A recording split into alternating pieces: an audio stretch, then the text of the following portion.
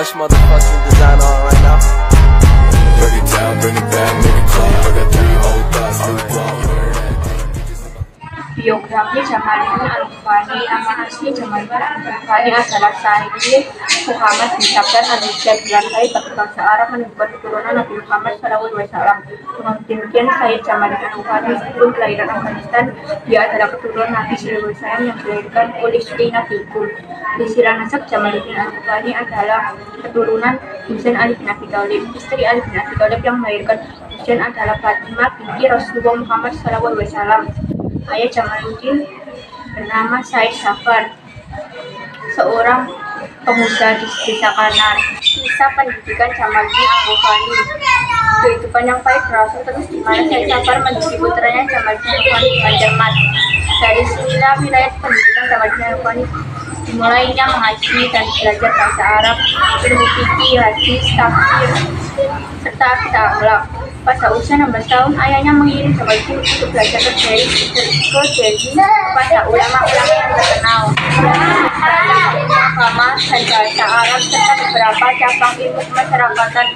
Di sanalah disaksikan bagaimana bangsa Inggris menjajah dan memperbudak bangsa India. Ini membuat Al-Afghani teringat kepada cerita ayahnya tentang penjajahan Inggris ke negerinya. Kejaman bangsa Inggris terhadap bangsa Afghanistan yang kemudian dengan gagah berani memberontak dan mengusir penjajah di tanah airnya. Ingatan dan membakar semangat dan darah semaraknya menjadikan dia tidak betah lagi tinggal di India lebih dari 1 tahun.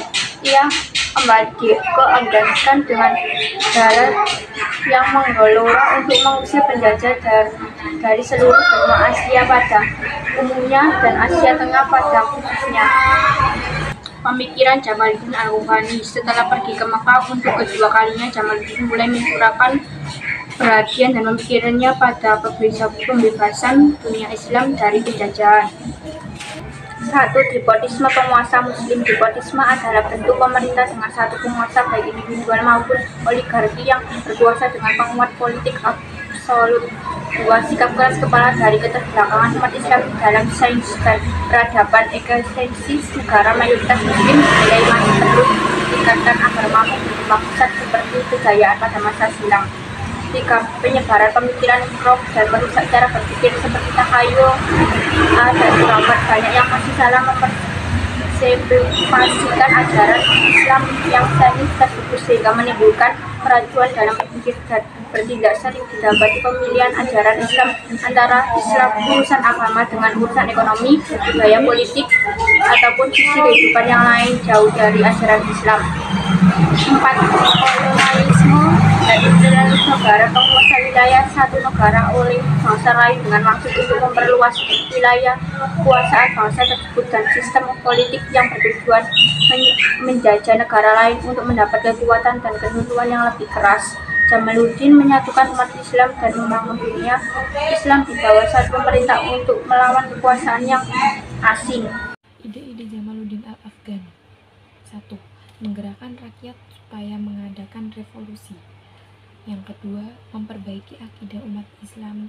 Dan yang ketiga, pan-Islamisme. Yang dimaksud pan-Islamisme yang digagas Jamaluddin adalah sebuah gerakan untuk menyatukan umat Muslim dan membangun dunia Islam di bawah satu pemerintahan untuk melawan kekuatan asing bangsa Barat. Menurutnya, sumber kelemahan dunia Islam adalah lemahnya solidaritas. Kemudian karya-karya Jamaluddin Al-Afghani yaitu 1. Al-Urwah Al-Wusqa atau ikatan yang kuat. Yang kedua, Makidah Asyariqah yaitu tipu muslihat orientalis. Yang ketiga, Dia Al-Kifakin itu hilangnya timur dan barat. 4. Ar-Radu A'la Al-Dahriyin menolak kaum mutualisme. Yang kelima, Risalah fi Ar-Rad ala Al-Masyiyah yaitu risalah untuk menjawab golongan Kristen. 6. Hakikah Al-Insan wal Hakikah Al-Watan yaitu hakikat manusia dan hakikat tanah air. Yang ketujuh, bab Ma'ya Ulu Laili Amr al-Muslimin, yaitu pembahasan tentang sesuatu yang menjelaskan sesuatu yang melemahkan orang-orang Islam. Yang kedelapan, pokok-pokok pikiran Jamaluddin al-Afghani tentang pan-islamisme. Kemudian yang terakhir, saya akan menjelaskan wafat dan ibrah. Saya akan menjelaskan tentang wafat dan ibrah Jamaluddin al-Afghani.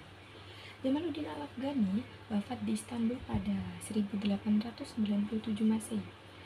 Dan usia Jamaluddin al-Afghani yang 58 tahun telah dihabiskan untuk mengabdi kepada Allah Rabbul Alamin. Ia berjuang demi keadilan dan kebenaran, membela rakyat dari aniaya dunia.